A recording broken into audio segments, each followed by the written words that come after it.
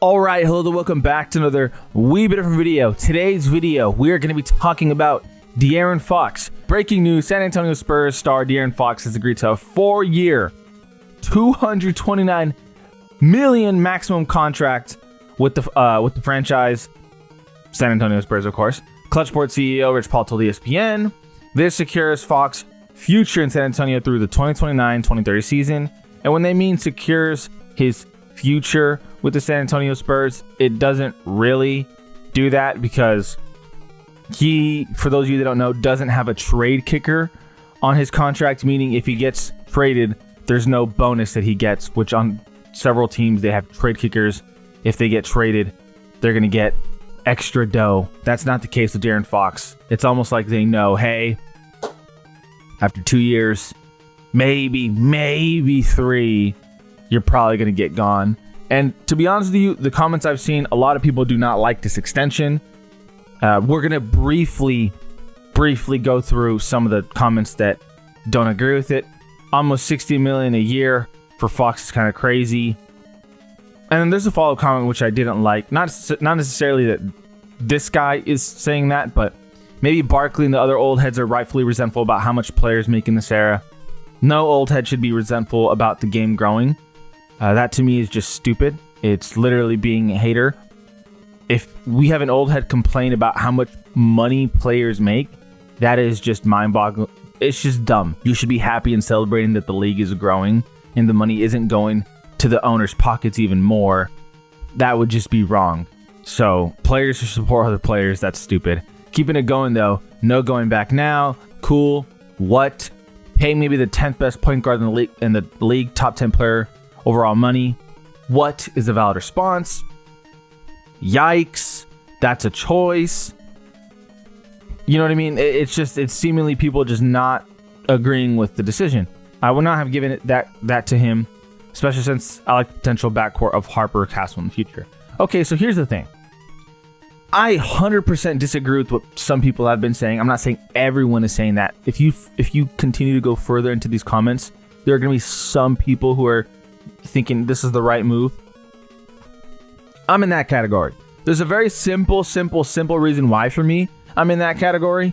Granted, it takes some explanation, but I think the Spurs are 100% doing the right thing here by keeping DeAaron Fox and signing that 4-year contract. And if the only way to do it was for that max extension, then that's the way to do it. Not adding the trade kicker is obviously a big deal, but here's why I'm a believer that this is the right decision. Taking a look at this roster: Harrison Barnes, Biyombo, Carter Bryant, Stephon Castle, Julian Champagne, David Duke, and still DeAaron Fox, Dylan Harper, Harrison Ingram, Keldon Johnson, Luke Cornett, Jordan McLaughlin, Kelly Olynyk, Jeremy Sohan, Devin Vassell, Lindy Walters, Victor Wembanyama. The reason why I'm a huge believer into them doing that with this roster is take a look at this. The Western Conference is stacked. A lot of these top teams got better. Thunder, you could argue they're going to get better alone by simply player development and the young players that they have. Rockets got better. Lakers, they have a big man now. So honestly, I think that they got better.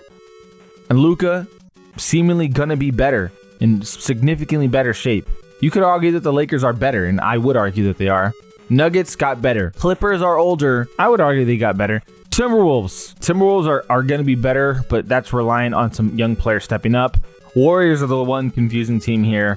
Trailblazers got better. Spurs need to keep DeAaron Fox to kind of keep in line with the rest of the Western Conference.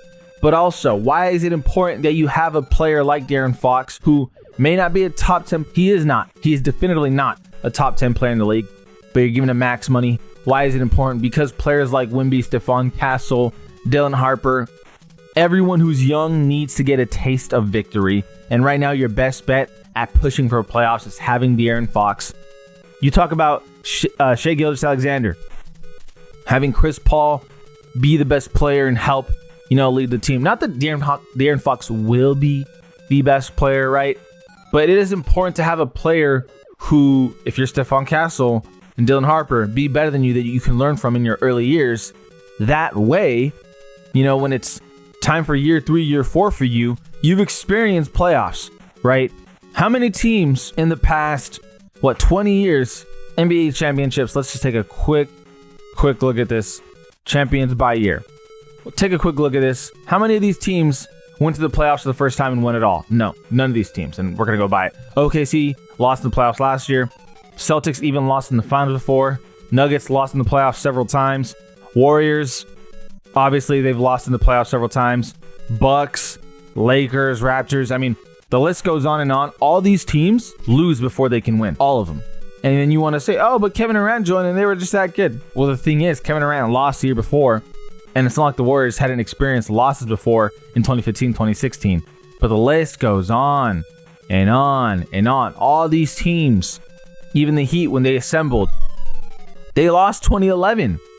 Nobody just shows up in their first appearance of playoffs and wins as a unit. It's not a thing in the NBA. So for the Spurs, why not have DeAaron Fox here? Spurs should be a playoff team. Why not get Stephon Castle playoff experience? Wembanyama, more importantly than everyone. Why not get him some high-level basketball to compete? Why not do that? It makes no sense to not try and do that. Same with Dylan Harper. Dylan Harper is still an unknown commodity. Granted, he's the second pick, so the expectations are there. But for all intents and purposes, he's still an unknown commodity. We don't know how good he's going to be. What we do know is the expectations are high. How do you deliver on expectations? If you're a franchise by helping this player, we get him experience. We get him those reps. We get him the playoff atmosphere. For the Spurs, DeAaron Fox delivers on those expectations of getting this team to be a real playoff team. You know, Wembanyama has never been a closer because, for one, he was just past his second year and he had a blood clot. So, never really had a closer in the Spurs. DeAaron Fox is a closer. That is undoubtedly true. One of the best fourth quarter players, and it gets forgotten about because he was on the Kings and then he was on the Spurs, and the Spurs were, you know, kind of just in a bad spot, or I should say really in a bad spot. They finished 34-48. But DeAaron Fox is a certified closer.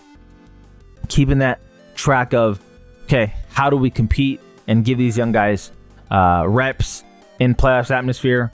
This is how you do it by maintaining DeAaron Fox. And then you look at the draft assets. They're not going to have a problem moving DeAaron Fox in the future. They have draft assets. We can go down the list. And 2027 first rounder via Atlanta. 2028, the Spurs have the swap rights with Boston in case they're not competing to, you know, the level that the Spurs are. They also have 2029 first. They have some seconds. They have a 2030 first. They will receive the most favorable between Dallas and or Minnesota. 2030, they also have 3 second round picks. 2030 run. 2031, they have the rights. They have the rights to swap with the Kings for the best of that pick. I mean, the list goes on. They have assets. Assets are not a trouble for the Spurs right now. So let's say Dylan Harper develops to be the best that he can be. Let's say Stephon Castle, just won Rookie of the Year, deserves a max contract. Moving DeAaron Fox, especially without that trade kicker, makes things easier. But also, when DeAaron Fox, if he does, which is looking likely that he does move after 2 or 3 years, he already gave this franchise what they needed, and that's experience in those moments. And then the franchise, having all those picks, aren't going to have a problem moving him. But also, they have so many picks that they're going to still be able to trade for players if they need to. So, to me, this is a... I'm not going to go as far as to say no-brainer, because you definitely had to put some thought into it. But you have to also understand that no team just pops up in the playoffs and wins it all in the first run around. It just does not happen. Got to get those players, those reps. You asked Shai Gilgeous-Alexander what it meant to have Chris Paul there in the Thunder for that one season, for them to go to the playoffs. I guarantee he'd tell you it was huge for his experience. And I'm looking forward to see the Spurs team this season as well, because this keeps them in the competitive section. Not to say that they're contenders, but they're also very dependent on how good Wemby's going to be. We already know he's an elite player, but the blood clot does slow his development down a little bit just because he wasn't able to play basketball. Now he's got to get back into it, which we know he is. He just got cleared about a month ago or something around that with that timeline. I'm excited, to see the Spurs team. I'm not a Spurs fan, and I'm a Lakers fan, so Spurs being good, it makes the life significantly harder for your Lakers fan because this team has a capability of really, really running the show with Wembanyama, Stephon Castle, Dylan Harper. So we'll see. But anyway, let me know what you guys think. Do you disagree even after all that entire explanation that I gave? Do you say no? Still terrible for whatever reason? I'd have a hard time believing any argument like that, but this is why we do these things. This is why we talk about them, just to see how they go. But in the end, we won't know until after 3-4 years how this trade or how this decision really panned out. Like I said, though, greatly appreciate you guys for watching. Feel free to like, subscribe, because long way to have a channel. This is All We've Been Different. All We've Been Different. And we out.